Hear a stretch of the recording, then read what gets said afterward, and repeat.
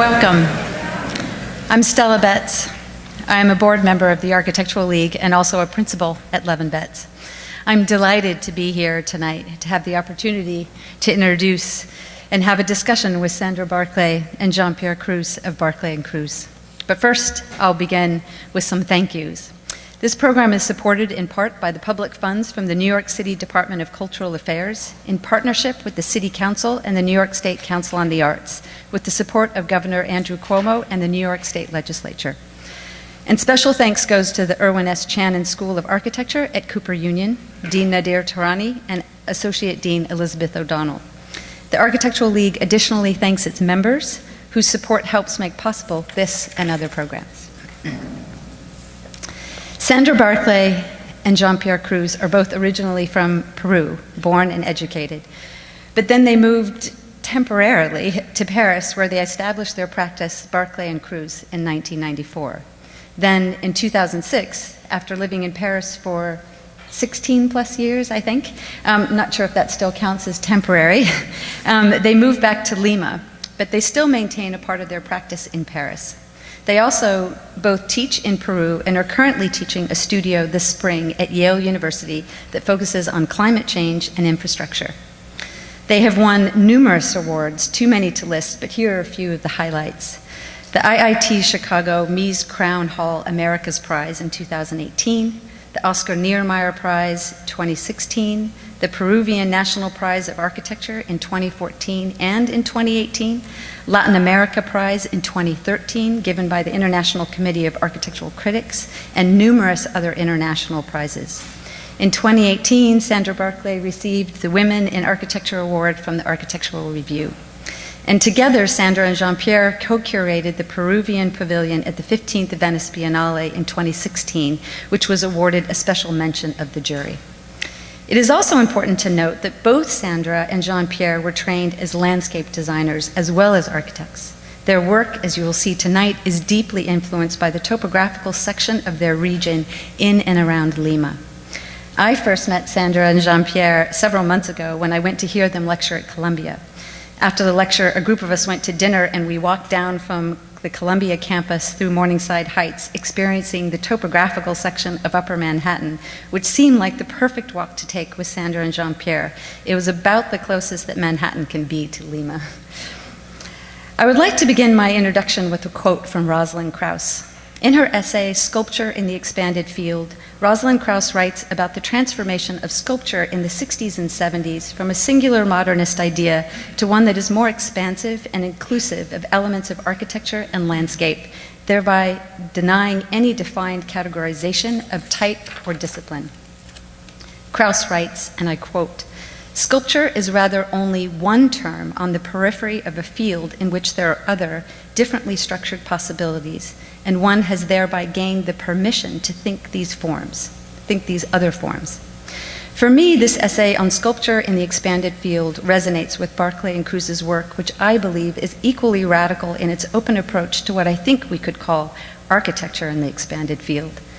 I mentioned that both Sandra and Jean-Pierre are trained as landscape designers as well as architects, and so it may seem logical that their work would incorporate and be sensitive to the landscape. But that would be too simple of a reading of their work. It's not just about architecture, a landscape, and abstraction.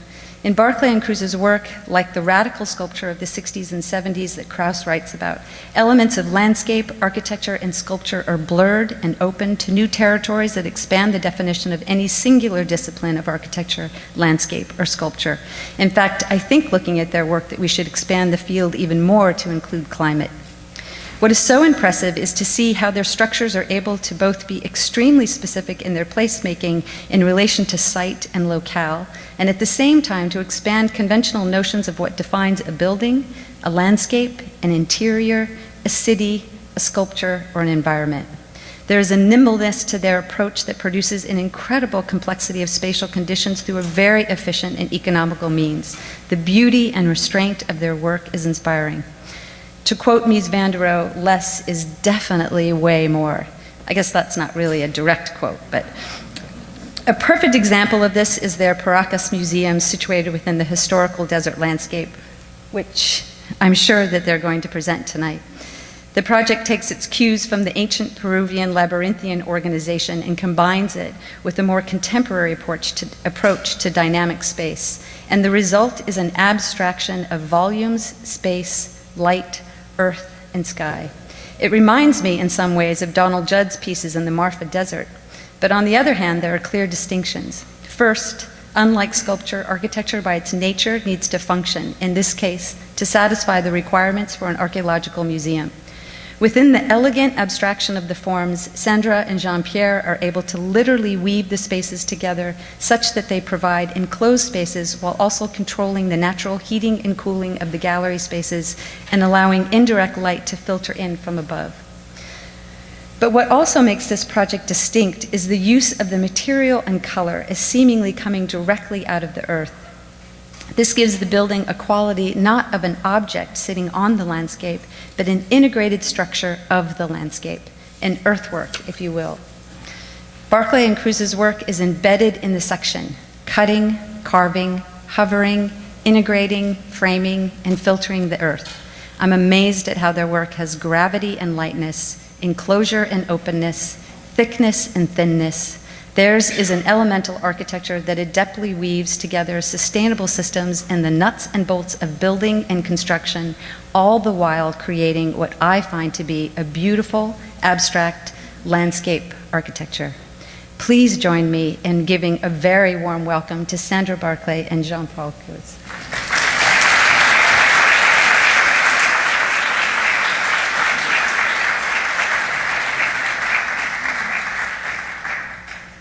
Thank you very much, Stella, for your wonderful presentation. And first of all, we are really very pleased to be here. It's an honor to be lecturing for the Architectural League. And we want to thank Paul Lewis and Anne Rieselbeck for the invitation. So let's start. Yeah, we're going to share the microphone. So we are glad to have here some old good friends and new friends here.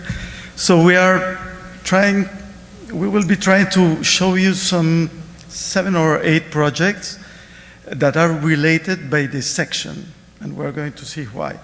So for us, it's very important to consider our work as an ongoing research in which each project informs the next one in terms of hypotheses, strategies, building processes, and results. We learn from each project for doing the following. In every project we do, our first effort is to find the good questions that will guide our decisions, not pretending to find the answers, but with the aim to make us think about the means we have at our disposal and the sense of, or the sense our building should convey. This is a striking image of Lima. Lima is also like that. And in countries like Peru, with almost no industry and an incipient economy, we have to imagine which are the resources or materials with which we can build. In conditions of permanent crisis and instability, we choose to work with what is available, as people do often here. If anything is well known now in Peru, is its magnificent cuisine. There are several Peruvian restaurants even here in New York. So chefs in Peru understood that working with what is available does not condemn us necessarily to scarcity of means. It's mainly a matter of turning the gaze to the possibility our culture, our climate, and our landscape give us. Due to our country's extraordinary conditions, including this mild climate and our pre-industrial craftsmanship, we have at our disposal some wonderful ingredients to work with, as our chefs do. Culture that comes from 5,000 years of civilization in the Andes, territory, where its uniqueness generates also a unique climate, place that for us is always key to understand what we should do, program that we like to see as usage and not simply as a list of surfaces and relations between them, and finally technology, taking advantage of craftsmanship and the available technology of a non-industrialized country. Strategy allows to carefully measure these ingredients to interact with the essential elements of architecture that are, of course, space, light, matter, and time. Our long stay in Europe as young architects and a patient search through drawing gave us an insight on how to create a personal visual culture, understanding what we considered important in architecture. It gave us also the needed distance to understand what could define architecture in our country. A constant and resolute work is, of course, part of this patient search. In each project, we go from sketches to the model, then to the precise drawing, into the reality, and then back again to sketches, models, and drawings. It's a circular dynamic between mind, hand, and matter. Our Peruvian culture comes with a wonderful past also. We are interested in studying this fantastic legacy from the design strategies set in place to construct the landscape and not simply seeing them as archaeological remains. We are increasingly asking ourselves if nature, territory, landscape, architecture, and matter can still be seen as interdependent and with the same value.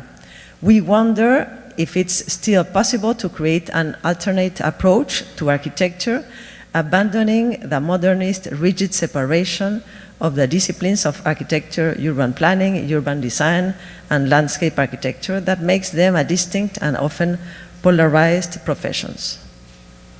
So understanding the Peruvian territory is key to our work. The German scientist Alexander von Humboldt was the first European to realize that the section and not the plan is the only way to understand the Central Andes region where Peru is located. So we like to redraw this section, including the sea current named after him. And so we start with horizontal lines that represent the ocean. The west is on the left, the east to the right. Then comes an extremely steep topography with a gradient of 10,000 meters in a distance of only 200 kilometers. These geographical circumstances generate a unique landscape and a unique climate. So you have rain in the east side of the Andes and a desert in the west side. A mild temperature between 15 and 28 degrees Celsius, and no precipitation at all happens when the seawater, convection, and air thermic inversion combine to create an almost permanent cloud over the desert strip. And Lima, our city, is placed right there between the abyss and the summit, this amazing condition. No? And the amazing thing also is the fact that this section is the same in all the 3,000 kilometers of Peru. So all the projects we will present you tonight are located almost in the same spot in this section, even if they are sometimes 2,500 kilometers away, if we see them in plan. So these conditions make our tropic very different from the usual image we have of this latitude. No? We live in an extremely arid and yet very humid desert. Our coast is a misty desert with no shadows and no contrast because of the lack of sunshine at least 8 months in a year. So it is quite hard to imagine Lima as a tropical city. Lima has no rain, no cold or hot days, no strong winds. We could say we live in a place that with an absence of climate. For example, one thing we learned arriving to France is that there are TV forecasts. No? We don't have them in Peru. And it is in the edge of the Bay of Lima that we had the opportunity to build the first project we are going to show you, the Place of Remembrance. So the Commission for Truth and Reconciliation, in charge of taking to public account the facts and responsibilities occurred during 20 years of political violence that caused more than 70,000 deaths, had the aspiration to build a place for reconciliation of Peruvian people.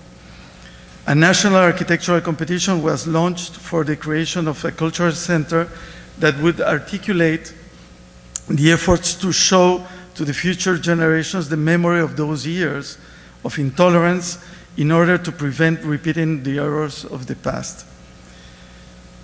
The site was a residual area left by the destruction of one of these successions of cliffs and ravines that characterize the Bay of Lima when a roadway to the beaches was created. So we decided to embed the building with the same logic. Architecture could be related to memory not only by its programmatic content, but also by revealing the memory of Lima's landscape. The building becomes an artificial cliff that belongs to the territorial logic. In the same way, territory is more easily understood by a section. From now on, we will try to explain our projects only by the section. So we start with a cutoff of longitudinal section of the cliffs, and we located a compact building near the natural cliff in order to economize both the number of foundation piles and their depth.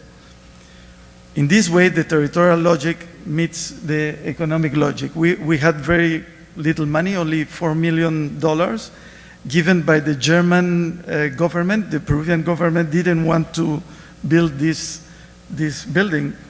It is the only place of memory or remembrance in Latin America to be built without the will of the government, even if it's public, if it's a public building.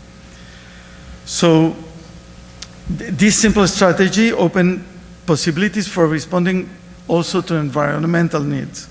Opening the building to the cliff allowed a controlled natural lighting, and closing it to the northwest prevented us from the sunlight of the setting sun and the noise of the coastal highway.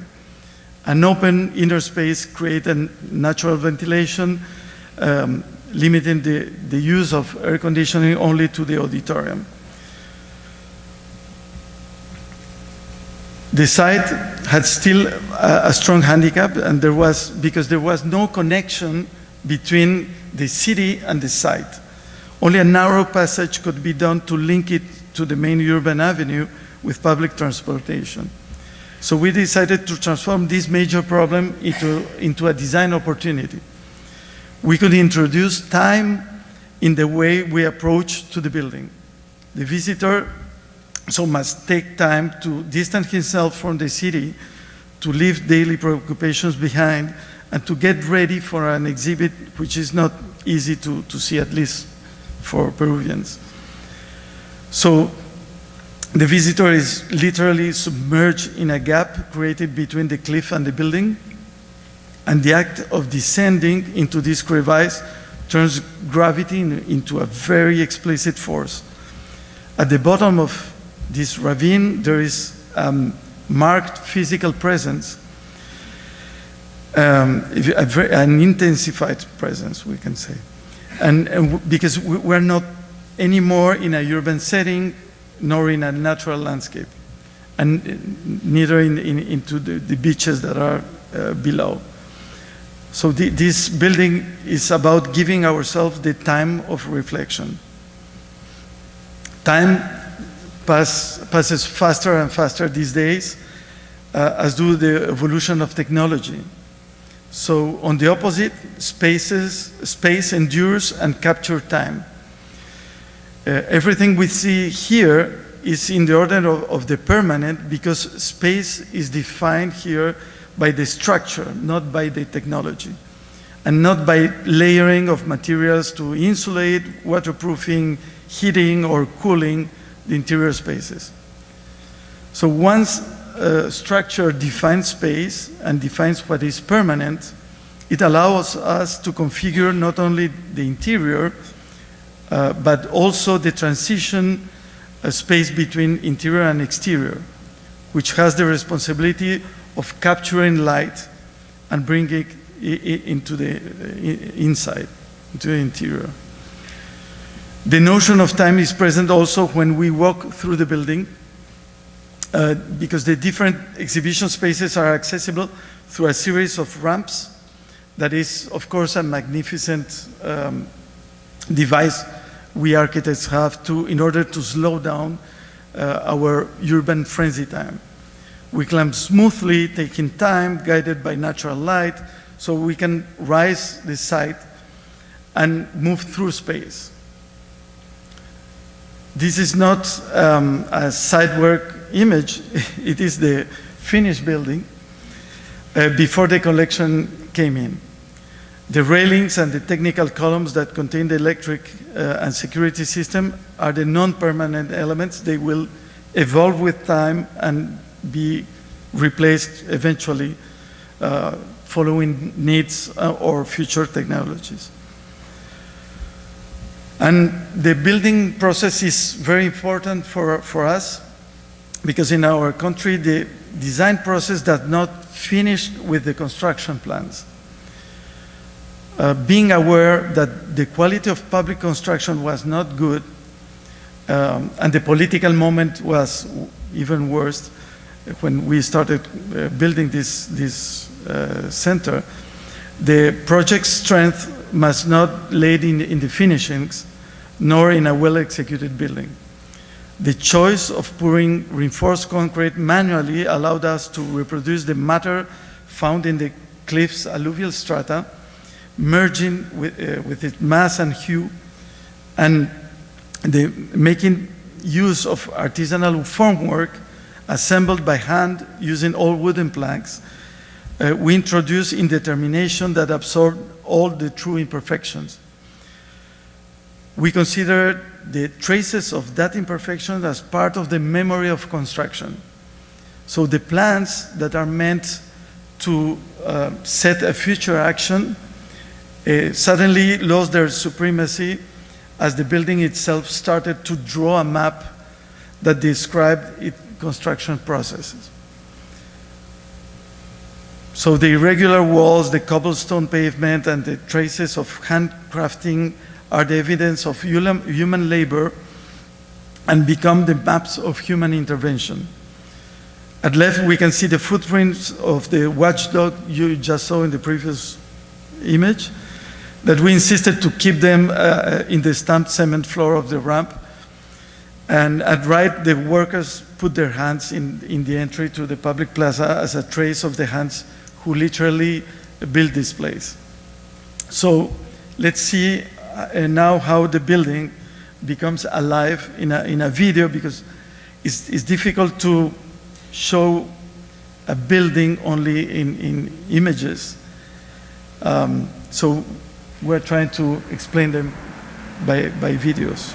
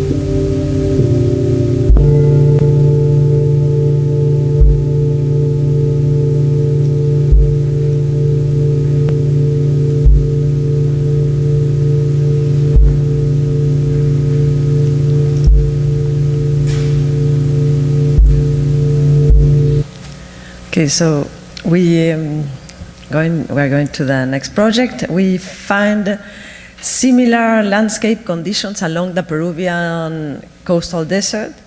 This cove, located some 120 kilometers south from Lima, is a place where we designed and built 6 beach houses in 4 consecutive years.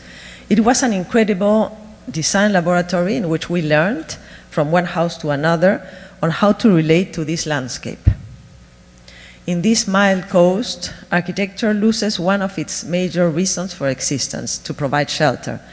Without the need for shelter, only the creation of intimacy is left to architecture. Intimacy allows to live in this vast and absolute territory. Ancient Peruvians understood this very well. The platforms and the enclosures are still valid strategies nowadays. By using them, we abandon the common strategy of doing a pretty object isolated in the landscape.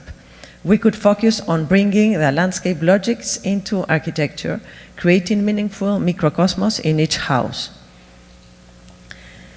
So we draw the slope of the cove, then an emerging platform in order to define a new horizontal ground for life. After that, we define an enclosure that ensures domesticity and intimacy, providing shade to the platform and framing the ocean view. Finally, a pool brings the ocean to the platform and serves as a natural railing.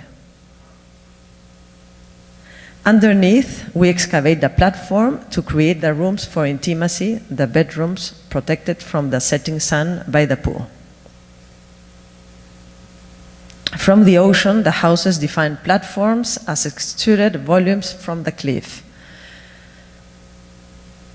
And from the desert, they seem to be excavated on the sand.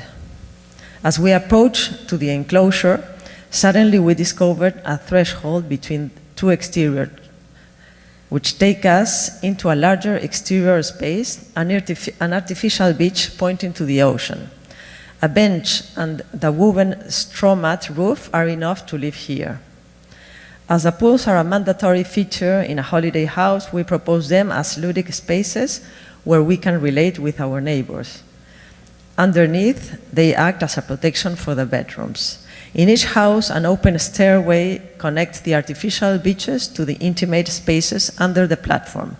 These spaces seem to go beyond its wall, as the glazed surfaces can be considered as a matter, being at the same time opaque, reflective, and transparent, and not only as a building material.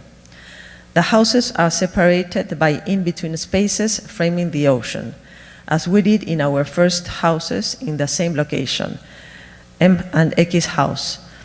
With the X house, we started our research about platforms and enclosures.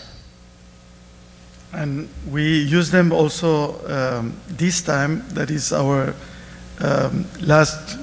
latest project, residential project, with a single roof providing shade to the social area and the rest of the intimate spaces located underneath platforms, their surfaces being used as garden or terraces. The enclosure this time fades away, and you have to find your way into it by turning around containing walls. Transparency is only suggested. The spaces are revealed as one goes through the site, and the program splits in separate volumes that follow the natural topography.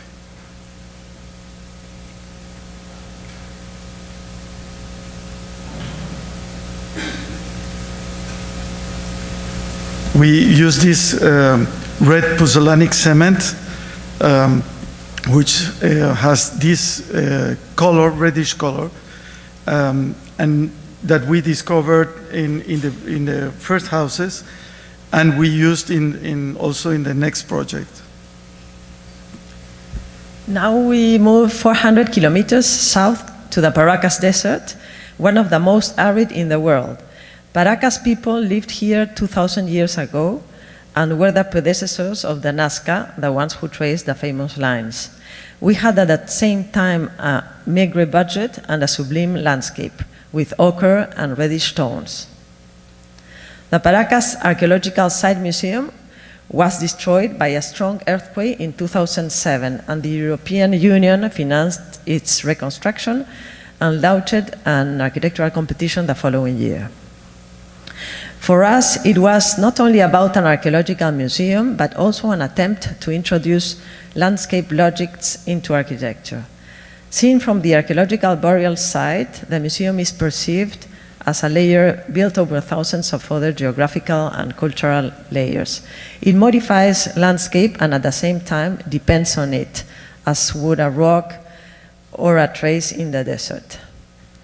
Again, it's not about providing shelter, it's about providing the correct contained space for living. The first element we defined was an enclosure for downscaling the vastness of the desert landscape. A horizontal roof is conceived as a fifth facade, as an element that can protect us from the sun and the strong winds of this region. And finally, a series of low-tech environmental devices found their place beneath the roof and helped defining the exhibition spaces.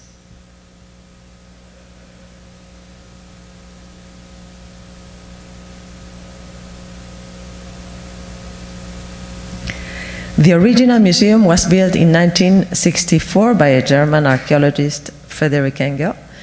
We decided to keep its memory by building in the exact same location, respecting the overall volume and geometry, in order to avoid archaeological surveys that were mandatory if we build elsewhere in the site. As we couldn't reuse the stones and the original quarry was inside the protected area, and therefore impossible to obtain new stones, we decided to use the same polished ceramic technique for finishing the pre-Columbian vases, rescaled to the size of the building. We used the same puzzolanic red cement of the beach houses, but this time it was polished as if it was a huge ancient vase. A porch announces the entrance to the enclosure, acting as a threshold between the vastness of the desert and the open-air inner circulation. The different programs are related among them by an exterior circulation. The main volume contains the archaeological exhibition, while the thin has the workshops, services, and spaces for the community. The low-tech environmental devices show up in this circulation, and one of them constitutes the entrance to the museographic spaces. These low-tech environmental devices help us control natural light and ventilation and define the exhibition spaces. They organize the museographical sequence in a continuous and fluid space. When the environmental devices reach the southern facade, they become windows framing the burial hills. So now let's go to an urban setting for the next project. Yeah, we're back to Lima, where we were asked to design a commercial high-end apartment building in a nice residential area. The place of remembrance is somewhere there. It is not so far away from this site. So we draw first the contained urban space, defined a public garden. We unfold this garden vertically to provide an intermediate space between the apartments and the urban space.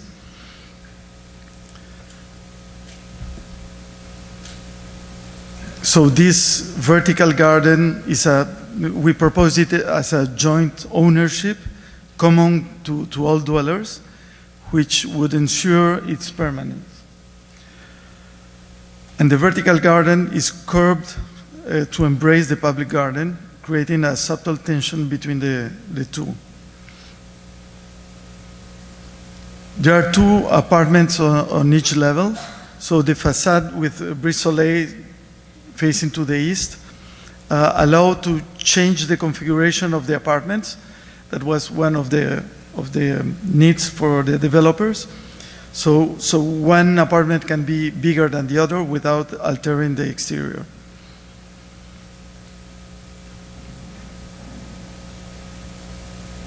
while the living rooms open to the north and south facades, which are almost equivalent in our intertropical latitude. The sun sometimes in the summer is very slightly to the south, and in winter to the north.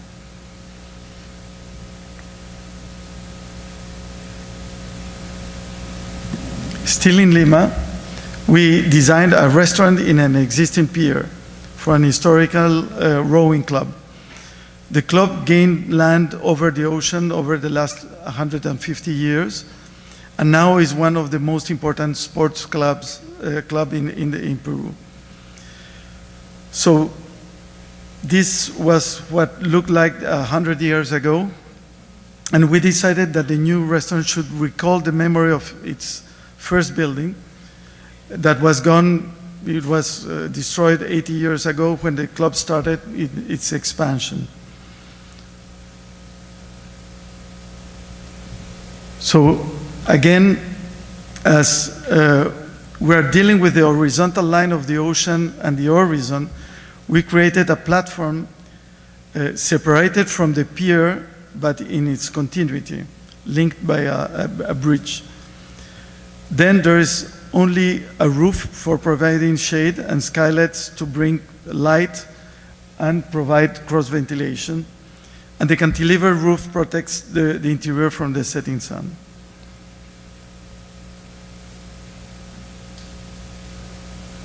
We arrived from the pier, and then we crossed the bridge,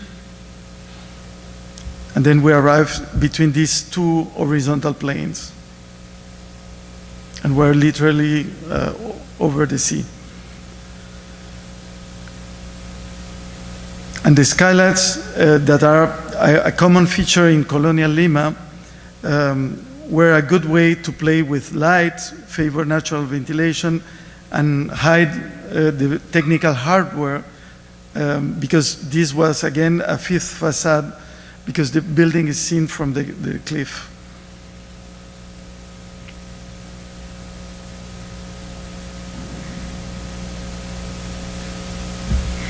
So we now go from the ocean to the inland, always in the coast, but this time 1,500 kilometers south. This time at the gate of the Atacama Desert in the south of Peru, an architectural competition was organized to build the Moquegua region government headquarters in the city of the same name. And the region headquarters is located in a new cultural and commercial neighborhood between the city and its river. In a similar way, from the place of remembrance, we proposed a compact volume to be able to create a public space that wasn't asked in the competition. The building is located in a topography between the city and the mountains.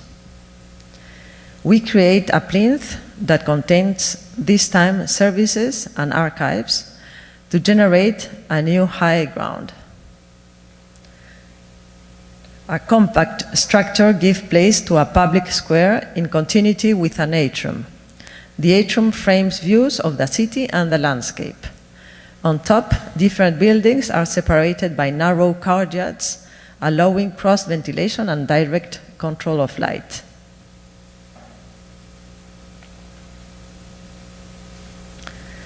Five buildings covered a roof atrium, which acts as the prolongation of the public space of the plaza. So in this section, we are only see three of them. The buildings, which have a north and south glazed facade, are illuminated through courtyards oriented and protected by the rising and setting sun by a circular blind perimeter. Both the buildings and the courtyards are connected by a big central outdoor covered space. The circumference encloses a rational orthogonal structure which allows us to be more efficient in the evacuation distances and therefore in the vertical course. This overall efficiency did not only pay for the plaza itself, but allowed to include seismic insulators that enabled the building to be considered a shelter for the community, as it will stand without damage in case of a major earthquake. The public square will be an active place when the school and the sports facilities will be completed. To get into the offices, you take the ramp at left, while to get into the public auditorium, you go directly from the public space along the shaded pergola.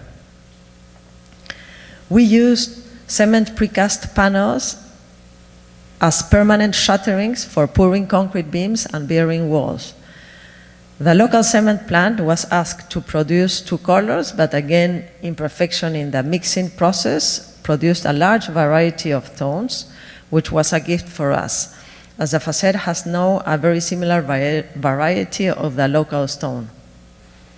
To get into the building, you have to cross an exterior public atrium that merge into an exterior controlled atrium. Once you cross the atrium, you arrive to the central void, which is a covered outdoor space. The lateral courtyards are directly linked to this central space.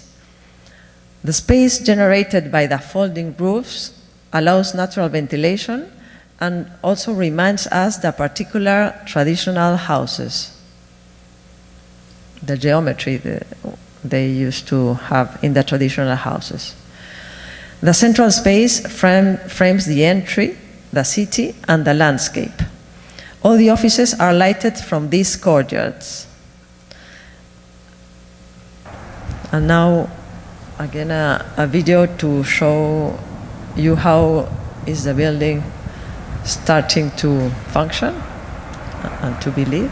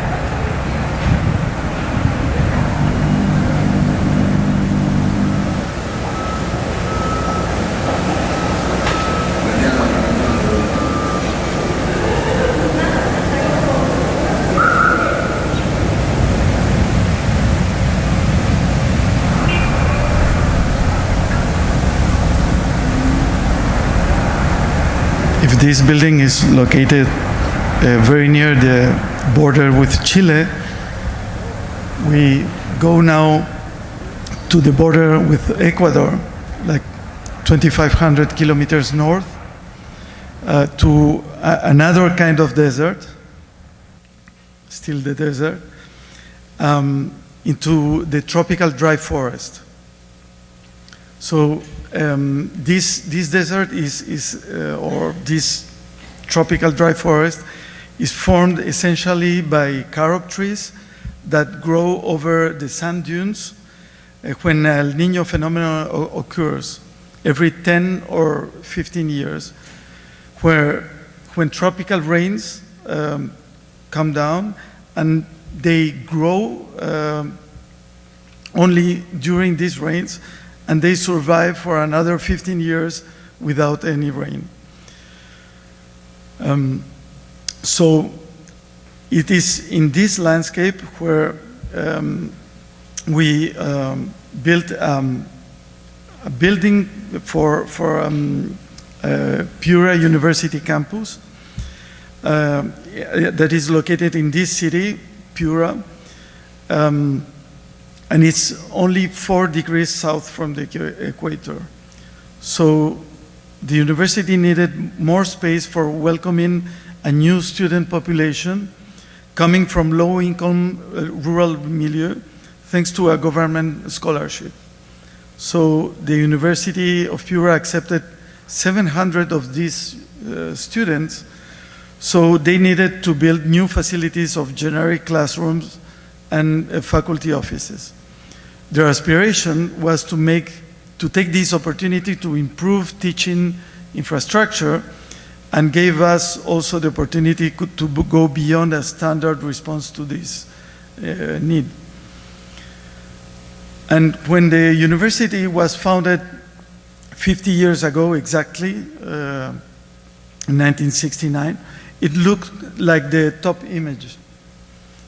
When El Niño phenomenon happened in 1973, 5 years later, the provost followed the advice of some teacher botanists and decided that the first move after the completion of the first building that you see there was not to continue with building, but instead to plant carob trees that will grow with the extreme heavy rains of El Niño.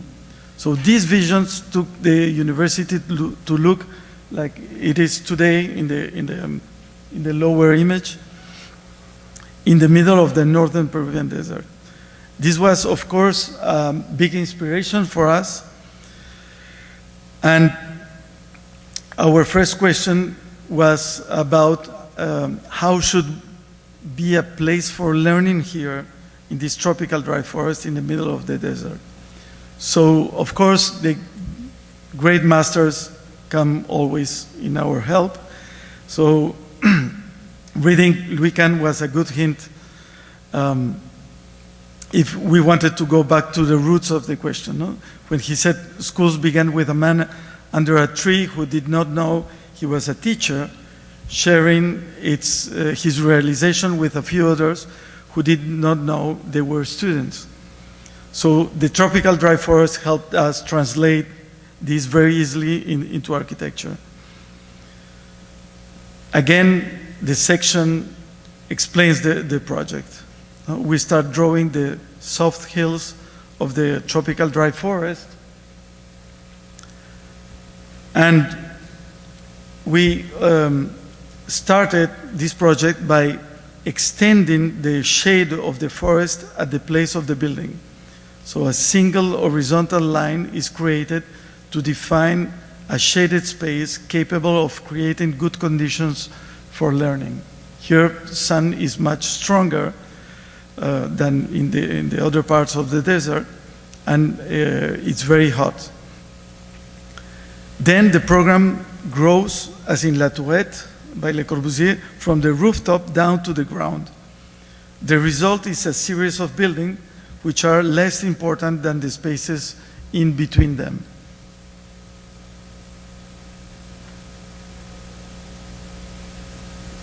And the spaces in between are the places for informal learning.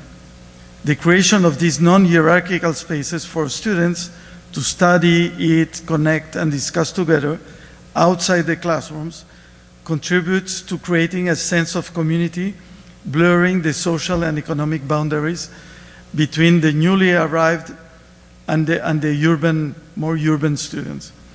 These thoughts brought us to abandon the traditional type of educational building, shifting from the typical academic building scheme into a learning landscape.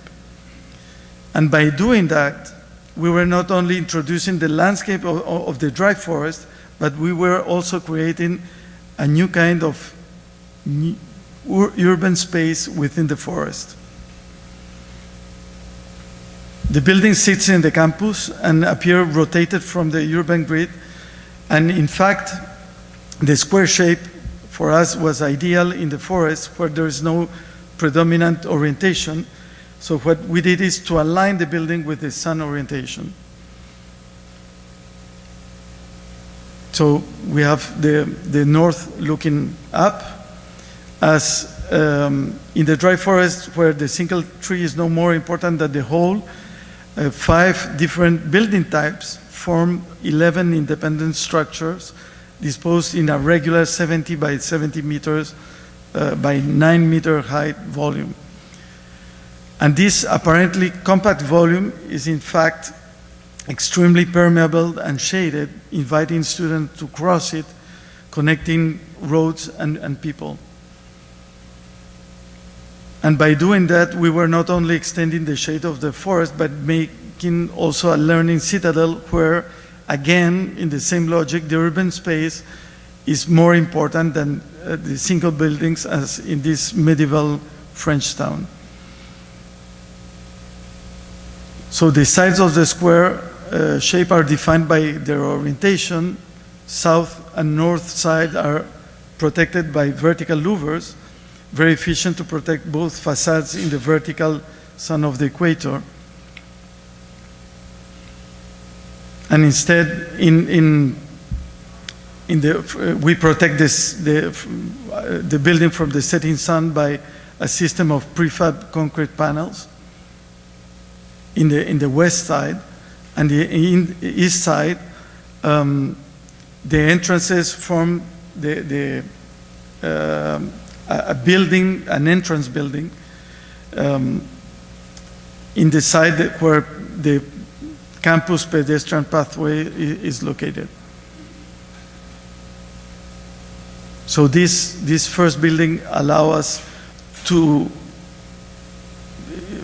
act as a threshold where we pass from the strong glare of the equator to the shaded exterior spaces of the learning landscape. And it helps us accommodate our eyes to the shaded exteriors while we go up through the ramps or just enter the building. The open air circulations are shaded. The narrow gaps that single buildings leave between them help the light come in and favor natural ventilation. Also, the fact that we have independent buildings that don't touch between them allowed us to comply to the very rigid anti-seismic regulation.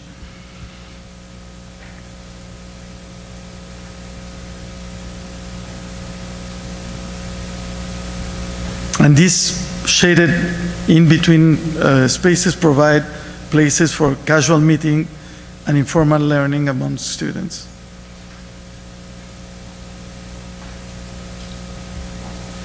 So, all through the building spaces, there are different size of spaces and places in order that people can gather, belong, rest, or chat in between classes.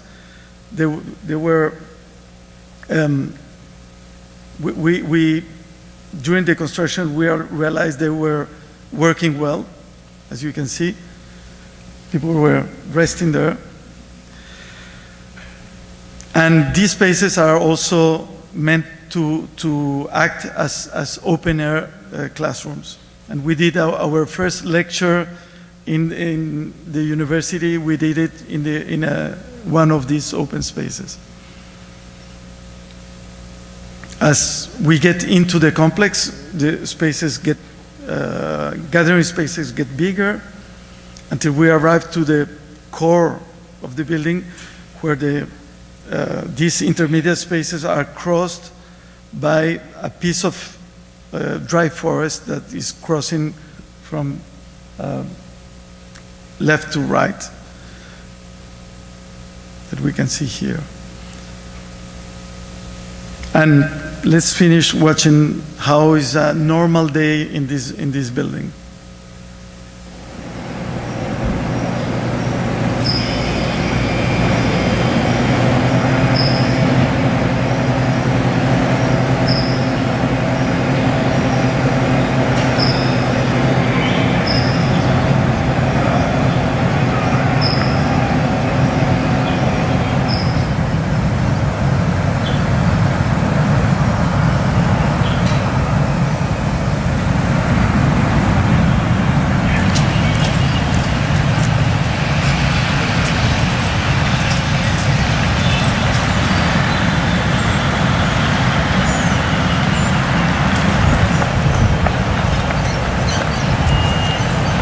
He was really getting late. It's not acted. There were two cameras.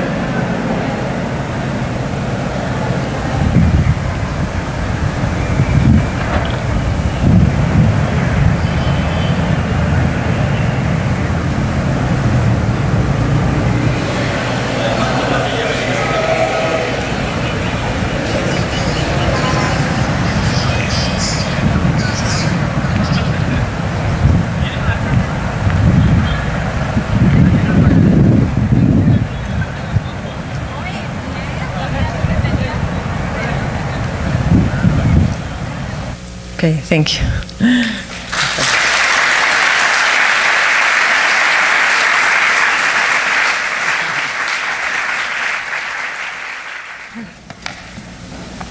Thank you for that beautiful presentation.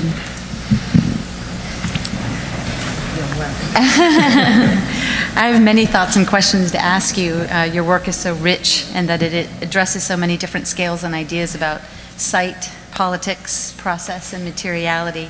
So I've prepared several questions because I wanted to make sure that I remembered all the things I've been thinking about your work. I want to start with a question about practice and place.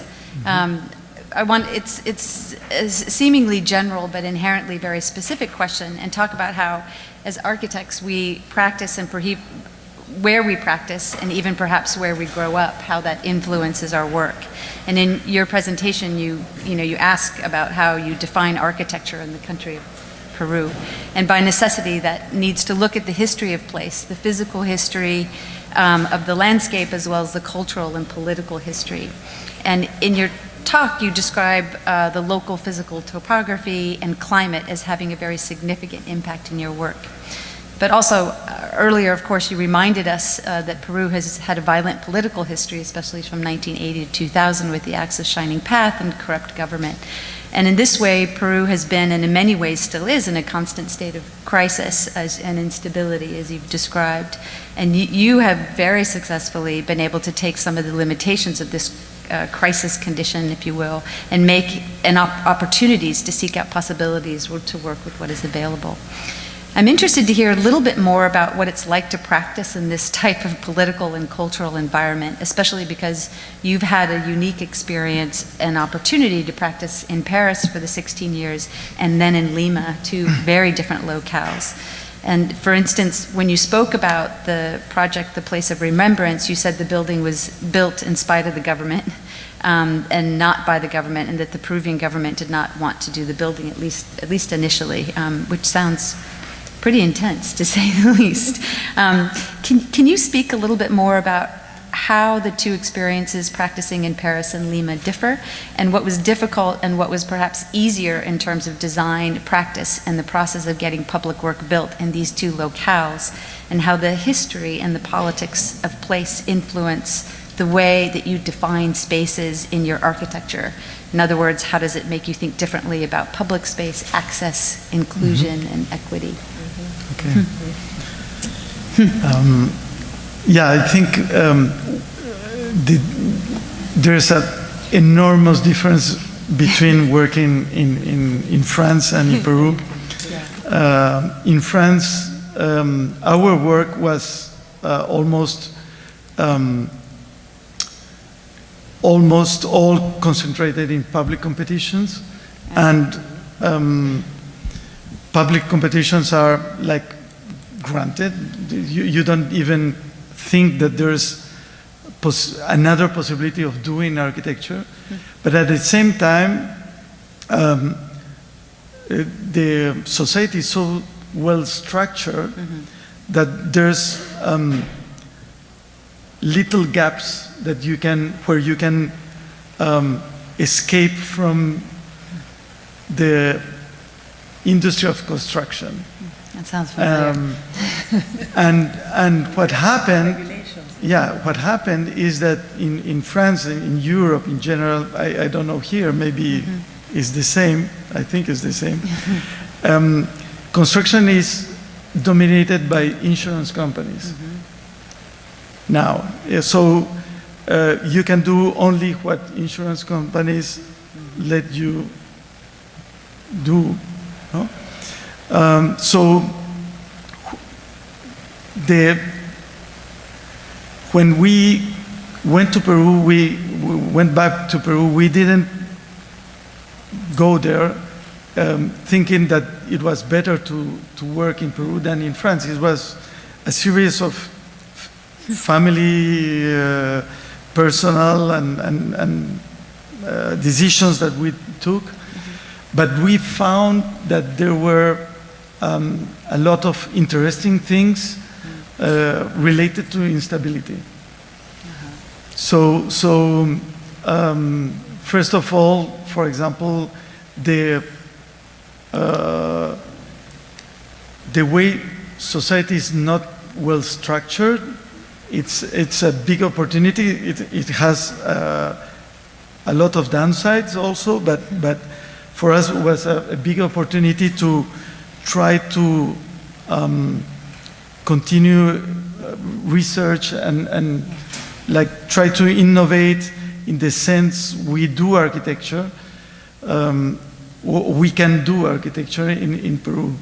Yeah. There's no, so we, for example, in France, we are compelled to do with the industry of construction. In Peru, we can do both, like having the industry of construction imported or local craftsmanship that is really committed to doing well. In France, only if you reconstruct Notre Dame or if you do very like signature buildings, you have a craftsmanship that is still preoccupied about doing well. But if not, they are only seeing for their money.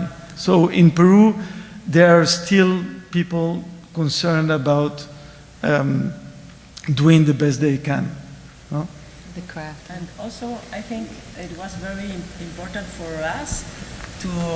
Maybe that one's not on. Yeah, very important for us to leave Peru and in order to have a distance with and to be conscious of the things that we had at our disposal, no? As this magnificent climate that is really, really what allows us after to work with space,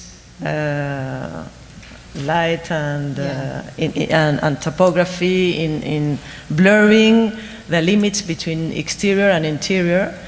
And so the first time we had the opportunity to work with these new ingredients was in the first house in this little cove we show, but we were still living in France and we were still dealing with regulations in other projects and difficulties of trials and then we had this commission. So at the same time we were really working with this like situation as paradise, no? Where you can really think about space and imagine people using this house and with all these advantages. Yeah. So that was, I think, also the first experience that afterwards pushes us to go back to Peru. Yeah. It's interesting, just the organization of your spaces, just in terms of their kind of, just because of the openness, also the sort of democratic, in a way, organization, even towards the experience of light. Like it's the porosity makes it have an informality to it that's really interesting, and just thinking about even as kind of spaces and organization and kind of politics, even in that way. I wanted to ask another question. Actually, I wanted to talk to you a little bit about plan and section, which is kind of related to place and practice. Obviously, you introduced each of your projects with a diagrammatic section, one that, as you say, comes out of the surrounding context, often the existing landscape. And I think you've said that section is more important than the plans, and that the section conveys space and emotion, and the plan is a little bit more about organization. So I wanted to talk a little bit more about the role of section and plan and how they inform and impact space and space making. And just to help kind of frame the question, I wanted to make two references, one to section and one to plan. No doubt most of us in this room know or are familiar with LTL's book called The Manual of Section. I'm going to quote Paul, where they state that it's their belief that the architectural section is the key to architectural innovation, where this section provides a rich and underexplored opportunity for inventively reimagining the intersection of structural, thermal, and functional forces.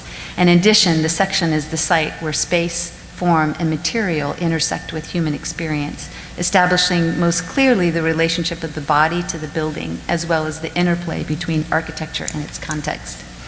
As a complement to LTL's discourse on sections, Stan Allen writes about the agency of the plan in his recent publication, Four Projects. He notes that Le Corbusier referred to the plan as the generator, and Stan builds on this and says, and I quote, that the plan is a generator in the sense that it produces a whole series of architectural consequences beyond the literal reproduction of its own internal formal relationship, and that the plan is a catalytic device. And then he also references Robin Evans, who I'm sure you're familiar with, who writes, if anything is described by an architectural plan, it is the nature of human relationships, since the elements whose trace it records, walls, doors, windows, and stairs, are employed first to divide and then selectively to reunite inhabited spaces. Can you speak a little bit more about the role of the section and the plan in your work at the scale of the region and the city planning? And this again is where, for me, it relates back to place and politics. in terms of how the section, the plan is organized, and composition creates hierarchies and adjacencies and informal and formal relationship that maybe respond to the cultural and political context. Yeah, of course. We don't work like only in sections. Of course. No, of course. So maybe we start even with models, little models, and then we go around with other sections and plans and other models. So I think for us is the plans are as important as the section, but the section expresses better the volume. And what is a big difference between a climate like the one we have in New York or Paris and the climate we have in Lima and the coastal desert is that the volume is very cheap to build, because you don't have to heat it, insulate it, and or cool it. So I think in lots of places in Latin America also. So what we think is that the modern movement with the open space, the transparency, the plan libre is easier to do in Latin American countries where the climate allows you to do cheap volumes, or where space is not so expensive to build, no, because of these characteristics. So in that, I think in that sense, the section is very useful for us, because we can start a research about this relationship with the human body and the space we are creating. And in that sense, section is more eloquent than plans. I think to explain a project and the concepts, the section works better than the plan, because you can literally understand the relationship with the landscape in between the spaces of the project, and this really, it's the void that relates different places. So it's something that you can read in the section, and in the plan is very difficult. Yeah, but I do find in the example, especially in that last project, that your plans, again, because of this kind of, the organization really speaks to a very kind of what I'm calling a sort of democratic space, and that the corridors, that you're questioning a lot of the things that maybe typically would create other kind of divisions or other types of hierarchy, seems to get blurred a lot. So not only volumetrically in the section, but in the organization of your plans, this idea of the informality and the kind of multiple ways of kind of reading and entering the building, and that kind of taking apart this sort of more formal organizational things. Yeah, so that in between space will be more important than for sure. In fact, we call them non-programmatic spaces because they are not in the program. But they're completely charged, and is actually more so. But and that's what I mean. That's sort of what I'm getting at, is that kind of politics of space in terms of just this informal, but like these other things are happening that are that the negative space is actually becomes more important. And going back to politics, I think it's a common thing everywhere in the world, but more in developing countries, in which normally clients don't bother at all about quality. they are only commissioning a building, and there are a few exceptions where clients are really concerned about quality. And these non-programmatic spaces are, that doesn't cost very much, and they are not necessarily in the program, are the spaces for generosity. So when normally we try to stick very precisely to the program, and then there are these general spaces that we can do, and we can then start to have a discussion with clients, telling about the importance of void, Right. and not only the importance of the program, no, that we are Right. building. For sure.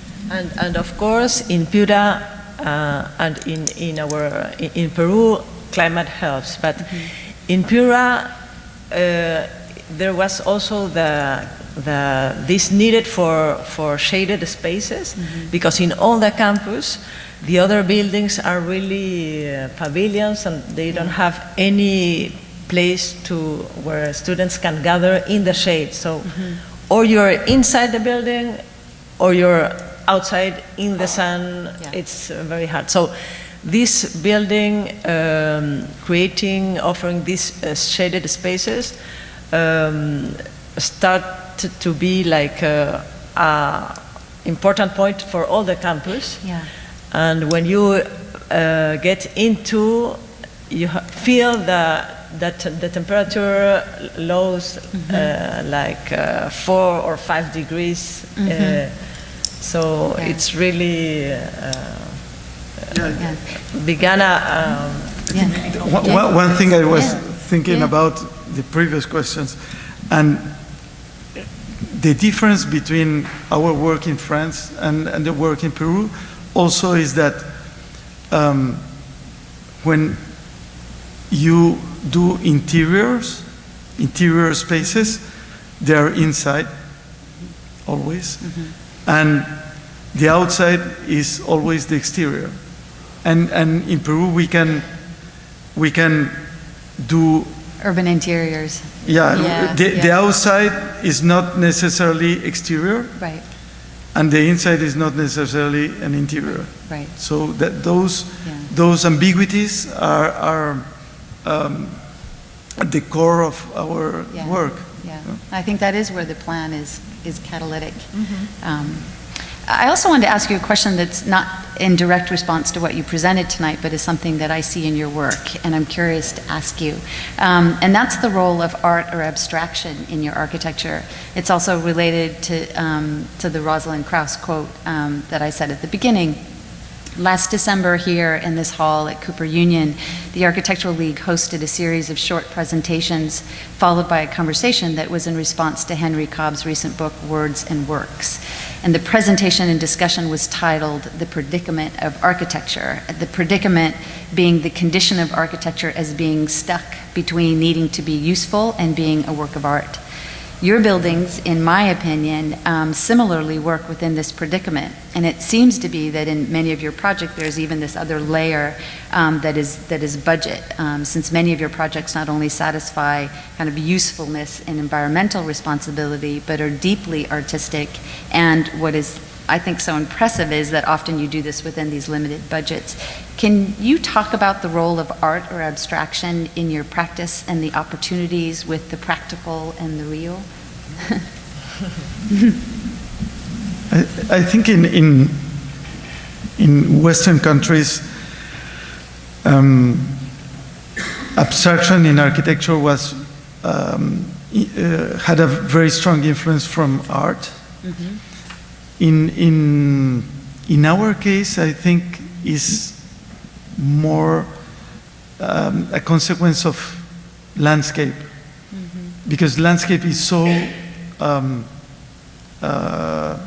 abstract in the sense that when we say this is a landscape and it has not one tree, not one cactus, is kind of an abstract concept, and there's this absoluteness of the landscape, and also we were like very interested in how ancient Peruvians built in this place, and if you see pre-Columbian architecture in the coast, it's very different from the one in the Andes. It's made of really plain volumes, and so abstraction was there before abstract art, contemporary, modern art influenced architecture. So, of course, ancient art was also as abstract, and it inspired painters and sculptors from the modern movement. But our relationship is more to the local culture than a culture of abstract art. I think it's also a consequence of starting by thinking about the space and never thinking about composition, facade, or so we are really concerned first about that people that are going to use the building and creating, how can we create a space with ideal conditions, and how can we get the light into this space. And so I think that it's like a natural consequence that we are not focused on the composition of facade, windows, and so it's and then trying to do more with less. Yes. So trying to work with silence when we each time we can. Yeah. Well, I think actually that kind of relates to my next question in terms of, you were talking about the way you kind of compose the spaces, because I'm interested in the openness of your projects, and I don't just mean that there are conditions of ambiguity between interior and exterior, although of course I'm fascinated by that, but I'm equally interested in the openness of your process, that the process is ongoing and that the buildings are in a state of almost incompleteness, still open to possibilities, and in some cases seemingly kind of unfinished. And that your buildings seem to be in an open conversation with the future, and they invite new readings and perhaps misreadings of the spaces. And for me, the spaces are kind of not completely defined. Instead, the work welcomes participation and emotion and projection. And it has a quality of informality that I love and find really beautiful, and that it's often low-tech and more about a process. Your buildings are so sophisticated, and yet they're not at all pretentious. And they're real and down to earth and open for different uses. It makes them feel timeless. Is this a process that you brought to your practice from the very beginning? Maybe again as sort of growing up in this place, and even when you were practicing in Paris, this kind of, at least the ideal of you might have been more limited? Or is this something that evolved in your work and came out of practicing specifically in Peru, in which you had to work at finding ways to get the work built within limited resources, and this inevitability meant that you had to think more openly about a process? Or is it just something else altogether? I think it started when we had this first commission, and we were in Paris, working in Paris, and at that time, there were only fax that was like the way to communicate with the builder. So we were in a very conscious way, we were thinking of how we can work with really less details, less complicated, no layers, and of course with the climate, but thinking also in the construction process. So I think we started like that, trying to do very simple, And because we had this difficulty of not being there while the construction, while the process. Right. So, no. And we kind of, when we went back to Peru, we kind of learned in a certain way that the design process didn't end with the plans, but can be followed during construction. For example, the place of remembrance was one of these big moments in our professional life, because there was it was a public building that would be run by the Peruvian government that didn't want this building. Yeah. So this building was in fact a will of the Commission for Truth that was led by Mario Vargas Llosa, the writer. So with international funding, so when we had to deal with the contractor, they didn't care at all about the building, and they were. It was even their first building, because they were used. They did only sewage pipes, urban pipes, and because there was a political moment when it was very likely to be stopped, this building. So we started as a strategy to talk with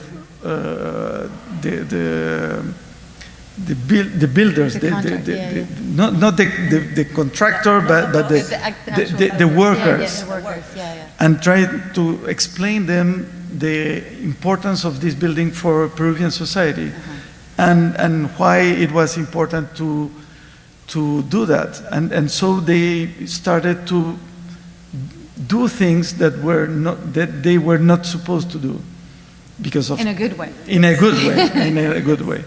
So they were telling not say nothing to our boss, because we are going to fix it and to do that, and so we it's like New York. so we started to building maps, that we were telling. So this kind of process we learned on the way. So this is a permanent learning that we are trying to match with how Peruvian society works. That is very different from other countries. Yeah, that's amazing. Yeah. And it's true that you can work a lot with section plans and 3D models, but it's so important to be there and to feel the space and the light. And we are always correcting or modifying things in the process. That's amazing. And it's more fluid. Yes. I have one last question, and then we'll open it up to the audience. I wanted to talk about thickness and thinness. In looking and admiring your work, I often notice this distinction between platforms, walls, and roofs that are thick, and others that are either thin or beveled to an edge to create a reading of thinness. For instance, the apartment building with the park, the fin walls and the slab are articulated very thin, even though I think they're actually wedge shapes. Is that right? Yeah. And similarly, like the corner condition at the place of remembrance, or the canopy shelter at is it the C3 house, or where one end is thick and heavy and the other end becomes thin and light. This is interesting for me for lots of reasons, also in relation to the earlier, just what we were talking about about plan and section, where a wall or a roof has thickness and where does it have thinness, and also an idea of lightness versus heaviness, where you often seem to kind of levitate heavy elements to create shelter covering below, like in your regional government headquarters, or that there's a glass detail that the place of remembrance, I'm not sure you showed it tonight, that is really like these two kind of concrete volumes and just the sort of glass in between. Can you speak about thickness and thinness and perhaps heaviness and lightness in your work? Yeah, they have to exist both at the same time in order to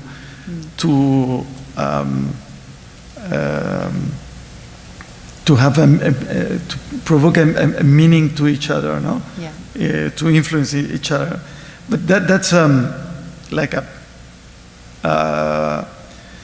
thing that modern architecture do since 100 years ago. Frank Lloyd Wright said, in order to make a big space, you have to get in through a compressed space. So you can value thickness if you have at the same time thinness. No? So it's a way of giving value to both terms. But what we were struck when we came back to Peru is this condition of architecture there also because of strong earthquakes, and that architecture is not something that defies the gravity, and you take up a load, no? But instead is like an extruded piece of earth or landscape that appears in the horizon. So this condition that is contradictory also between the extruded and the carved system and the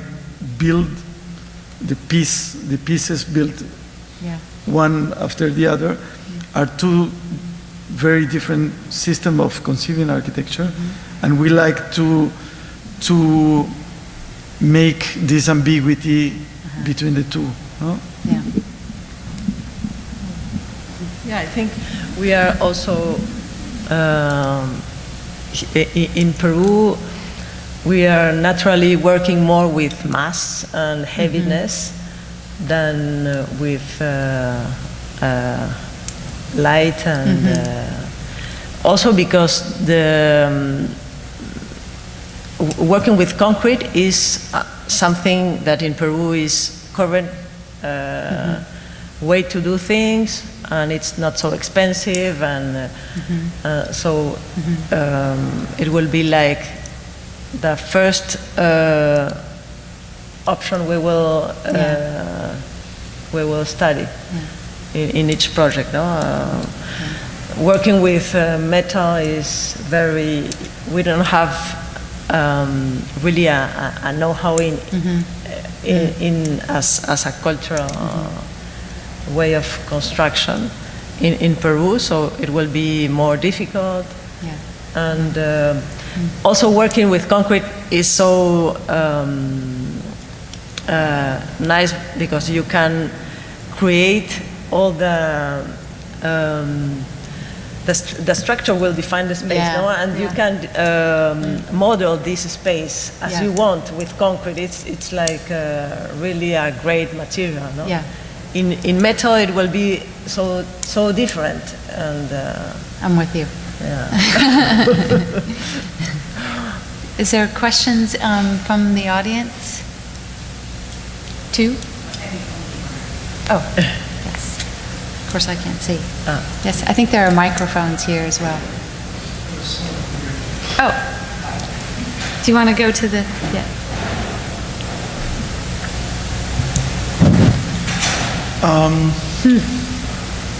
Growing up in Lima, all the conversation in the studio was related to who we are, what is the identity of becoming an architect in Peru. And I think every seminar, every large group of student conference that I attend, all revolve around that idea, who we are, what is identity, what are we trying to do as a group. And I recently came across this quote from Pierre, which I'm going to right now read, which I think is trying to answer that question for me. and just trying to give me a different horizon of really what is important to do in a reality like ours. An architect cannot ask, what do I have to do to make Ecuadorian or Peruvian architecture? An architect has to solve problems with his means he has in the best way, trying to give the highest possible quality. Our country has a great advantage. It is cheap to build generous buildings. After answering these questions, an architecture can be identified a posteriori as belonging to a collectively that can be national, continental, or regional. Is that the answer to the question about identity in Peru? It's just trying to do the best with the means that we have in front of us? Questions of identity are always difficult to answer. There have been a lot of discussions about Latin American identity, Peruvian identity, Chilean identity, etc. Even in architecture, as the SAL Congress, etc. And I grew up with all these identity discussions about what is Peruvian architecture or what should be Latin American architecture, identity, and always going towards a question of form. And I thought at the time that that was not the correct answer. We should not start architecture by asking, am I doing a Peruvian architecture, or am I doing, when you do, I don't know, a library, you are not thinking, how can I do a North American library? We're doing with our means, the means that we have in our country, with the technology we have, and with the idiosyncrasy of people, so how they live these spaces, etc. And it's a very malleable term, identity. So I think that's why I was saying, if we work with the means we have, but not trying to be poor because we don't have much economic means, but trying instead to do the best we can with the means we have. We can start doing architecture that belongs to the place and in a certain way, but it's not our task, belong to a country or be identified as local in a certain way. But we never start with how to define local. In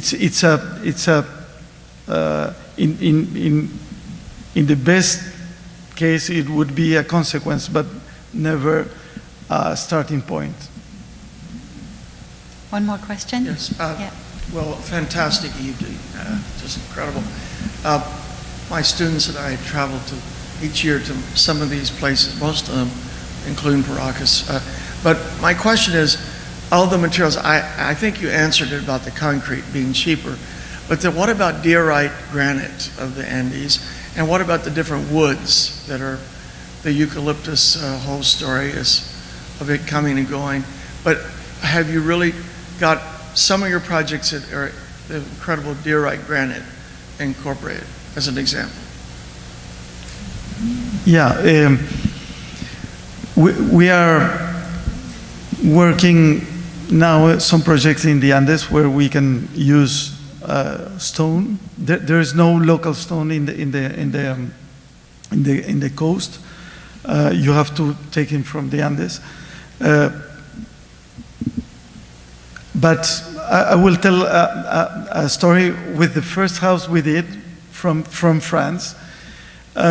We were thinking, okay, we are going to, the ground will be a wooden deck from Amazonian wood that we will take from the Amazon to the, so it's like 300 kilometers away only. And this story ended with the house being built with 6 months of delay, because it's incredible that it was a rainy season, it was summer, and the routes between the Amazon and the coast were broken. So they would never arrive on time to the building site. So from that point on, we decided trying to work with, we're not priests, so it's not like a absolute truth, but we decided to try to work with what is available. So when we work with stone, we use pebbles. When we work with, when we have a little more money, we work with concrete. When we have less money, we work with the traditional masonry system. So we are not trying to do fancy things, but the logical things that we can. And when we try to give this generosity, these generous spaces that are not in the program and they are not in the budget, we tend to use very little expensive materials, because we think the generosity and the luxury is not on the materials, but on space. No? So that's why we use very little, a very restrained, how do you say, a palette of materials. Great. Well, thank you. Thank you all for coming tonight. Thank you.